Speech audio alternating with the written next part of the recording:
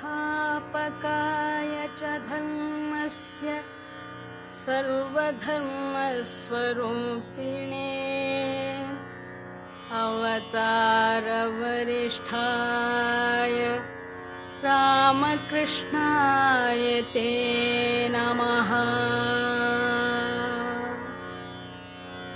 भज गोविन्दं भज गोविन्दं भज गोविन्दं भज गोविन्दं गोविन्दं भज मूढमते भज गोविन्दं भज गोविन्दं गोविन्दं भज मूढमते।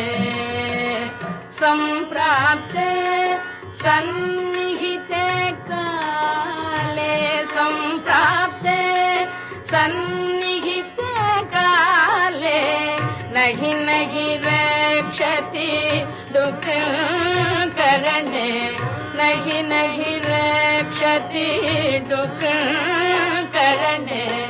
भज गोविन्दं भज गोविन्दं गोविन्दं भज मूढमते। मूढजहि धनागमतृष्णा मूढजहि धनागमतृष्णा कुरु सद्बुद्धिं मनसि वितृष्णा कुरु सद्बुद्धिं मनसि वितृष्णा।